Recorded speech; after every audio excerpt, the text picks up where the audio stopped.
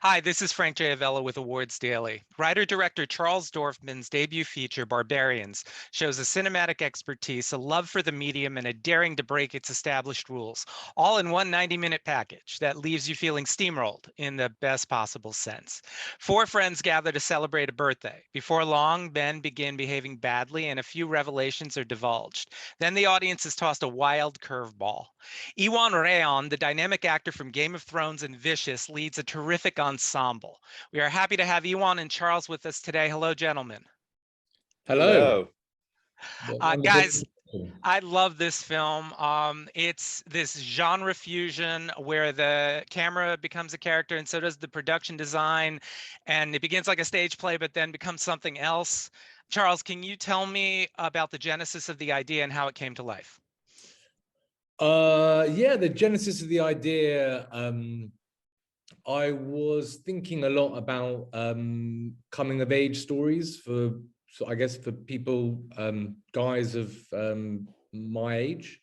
And I wanted to sort of dramatize, if you don't have a sort of ritual that most people have always had, then eventually life will sort of offer it up to you. And that was the genesis of the idea. But really it was me acting out parts around my kitchen table and developing that idea and putting problems in front of a character until we got what we got, really. Nice. Were you always planning on blending so many genres? I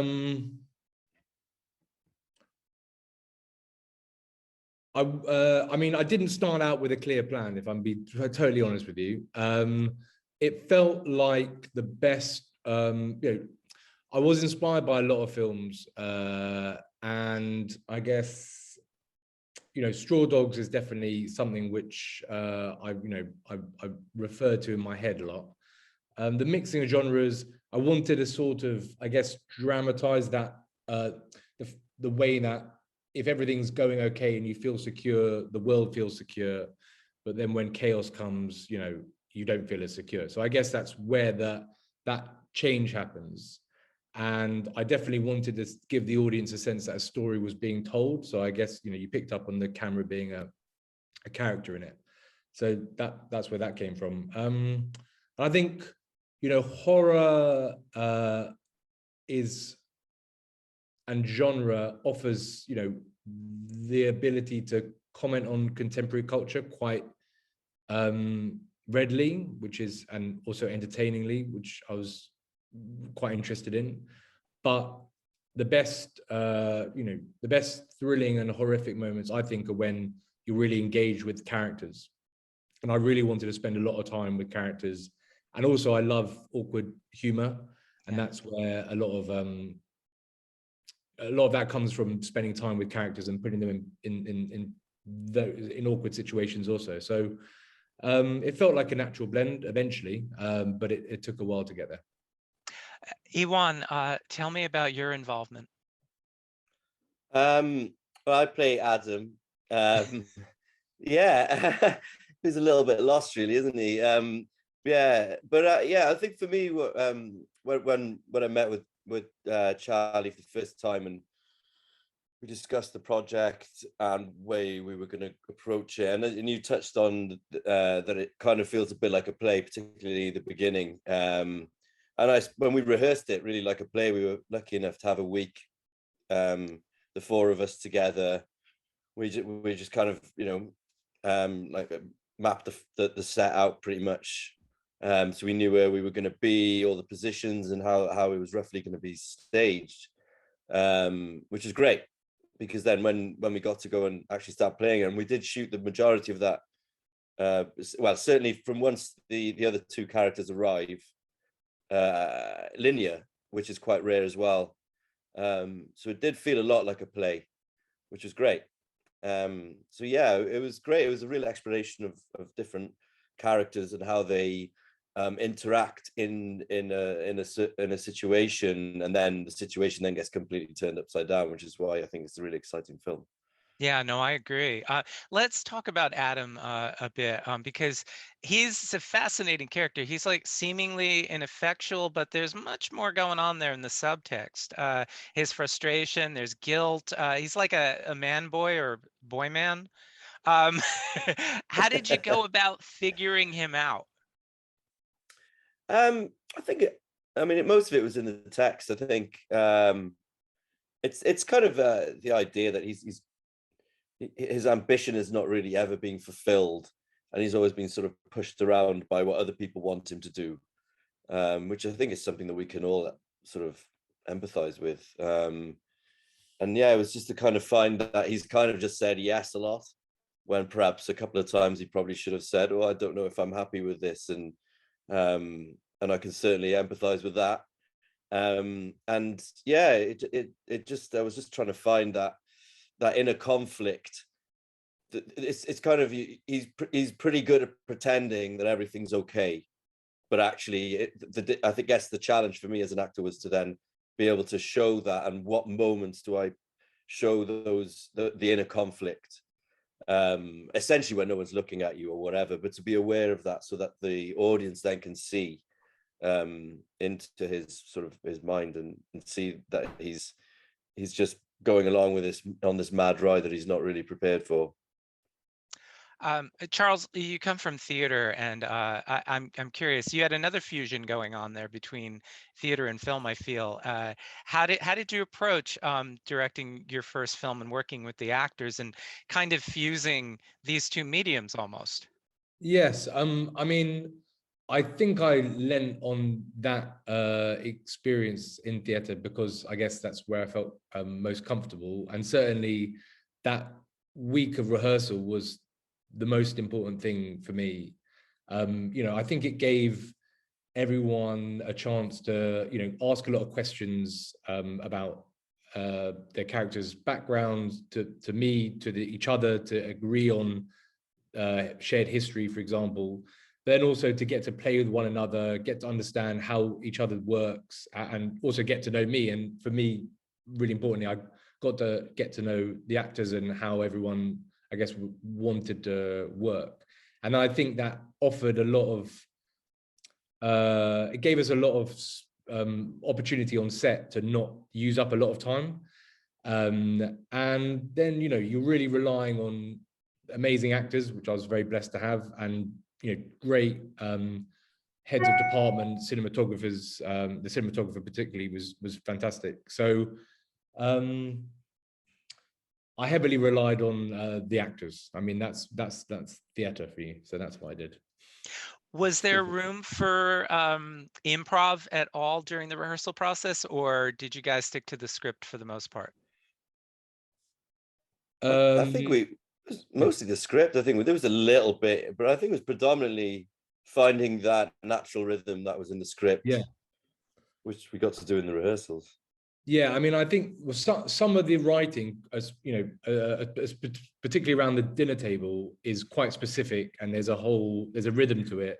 And on paper, it might look, you know, there's ums and yes and nos, and we needed to flesh out that rhythm. So you know, you practice stuff so it feels natural and improvised. But you know, there was I think running into the scenes, I think what was great was the actors naturally kept up the momentum and were talking about things generally. So then when we started rolling, there wasn't a sort of sharp moment between you know, not acting and acting, if that makes sense. I had a question about the dinner scene dialogue because I thought it was cut together really masterfully, and I was wondering if it was scripted that way or if you cut it together in the editing room. It's a bit of both, to be honest. I mean, I think some of the I think what was important for me was giving each of the characters their own point of view around particularly the topics that were discussed. And that was, you know, I literally talked out a character's point of view in my kitchen. And that pretty much stayed the same. And like, you know, when they're discussing Adam's film he's writing, that stayed the same. There were some bits, I guess, around. I'm getting too specific, and I'm going through it in my head. But for the most part, we stuck to the script. Tom Cullen, who plays Lucas, did come up with some improvisational elements, which were definitely added in. Okay.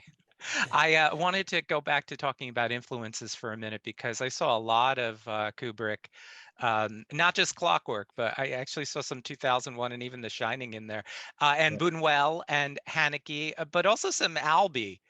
I don't know if what were your conscious influences? Let me ask that. Definitely Kubrick, definitely Brunel. The discreet charm of the bourgeoisie was definitely in there.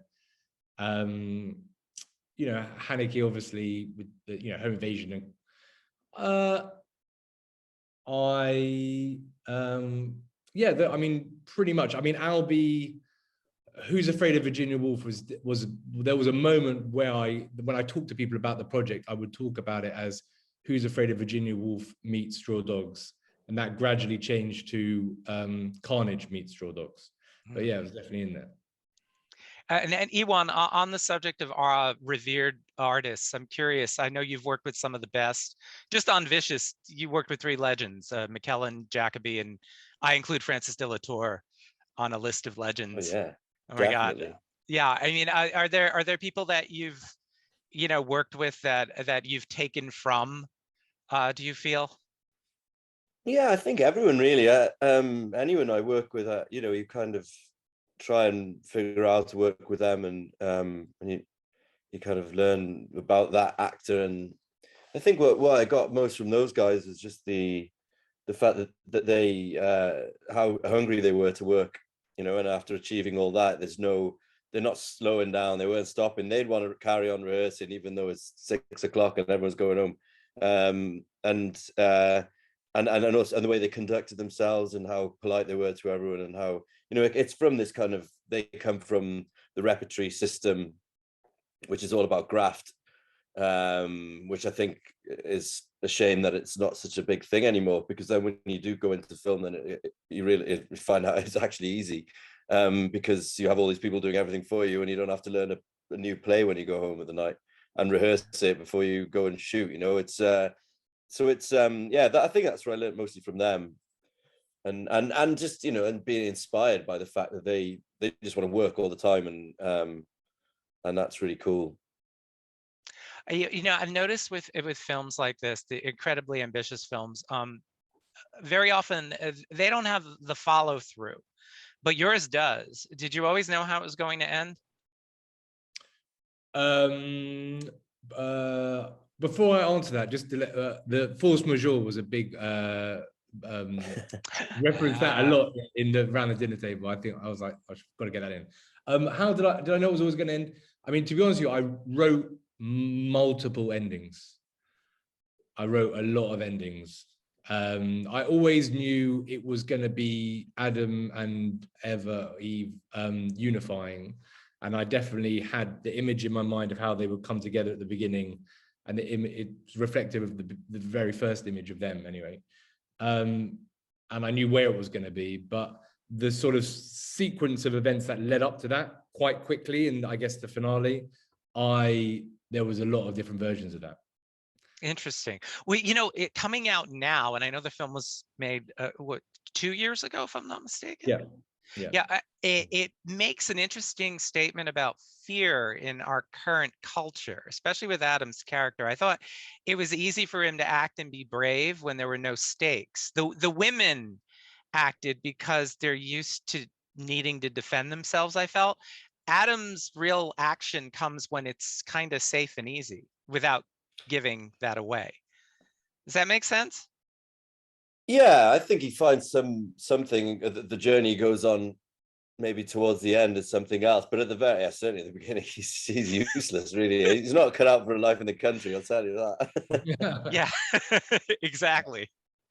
He's a city boy. Yeah. I mean, Ewan, go ahead. I think he definitely sort of knows the right thing to do at the beginning, but doesn't necessarily do it. Yeah. Well, that's it. Yeah, you know, and we don't know what we, you know, we like to think we're going to do the right thing in the right situation, but none of us really know. And that's one of the things that I found really relatable in the film, that, you know, you can easily yell back at the screen and say, you know, why isn't he doing something? But do you really know what you're going to do in a situation like that? Exactly. You don't know, yeah. Yeah. I found that really real in this film that in many ways isn't supposed to be real. I found so many moments that were real. Oh, thank you. Cool. Iwan, you're probably tired of Game of Thrones questions, but if you'd indulge one, simple one, I'm curious because it has to do with Adam's internal rage. I'm wondering where you drew on the rage, the external rage required for Ramsay, and if you could talk about Adam's internal rage, where did you find all of that? I think with Adam, it's kind of trying. It's again, it's what I was saying about not really being taken seriously. He's always been the butt of, you know, of the jokes, but he's kind of doing. He's done really well for himself, but he's not quite in control of his own life, and he feels, and that's something that really bothers him because it demasculates him. So therefore, I think it's a major problem in society that men aren't allowed to express their feelings or feel like they can't, and therefore it builds and builds and builds, and then it manifests itself in whichever way. But I think that's where it was for him. It's just that kind of, oh, I need to say something, but I can't. And even when he tries to do something right, he gets it wrong, and everything just seems to fall apart. Yeah, I don't know. I mean, I think I always approach every character differently. Oh, the same way, but in a different entity. So I don't think Ramsay was that angry anyway. I thought he was quite happy. Happy within his, yeah, I guess you're right. He had a great time. He was having a lovely life. That's a good point, actually. Charles, I have to ask you about Lost Daughter, because which you produced, which was one of the most complex, extraordinary films of last year. Can you tell me a little bit about how you got involved in that project? I got involved with that project through the producers who had worked with Maggie before on a film, the Italian Osnat of Pi Films, and they had been working with Maggie on getting the rights to the book. She had produced this incredible script, so it was an amazing opportunity to get involved with such a brilliant piece of work, really.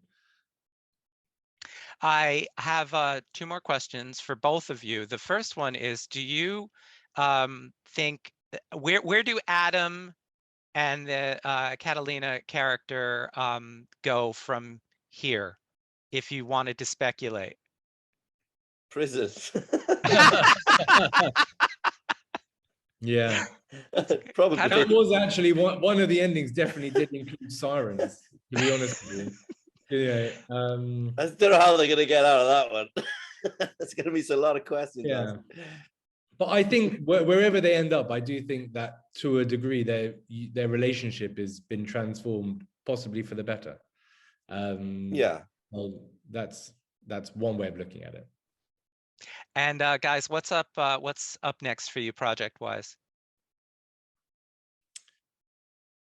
Do you want to go first? You go first.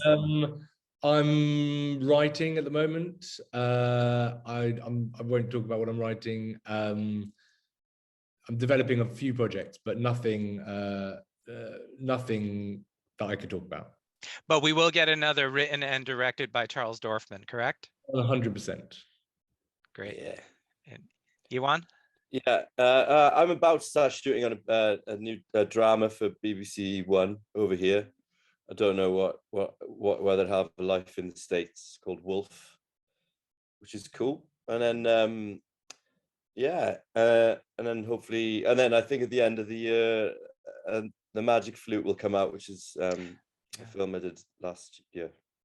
Yeah, looking forward to that. I had read about it. It's a great cast. It is, yeah. I don't know what it's going to be like. I can't wait to see it. Well, guys, it's again, I think this is a really, really terrific film. So thank you for taking the time out to chat about it, and have yourselves a great day. Thank you You so too, much. man. Thank you. You're welcome. Thank you.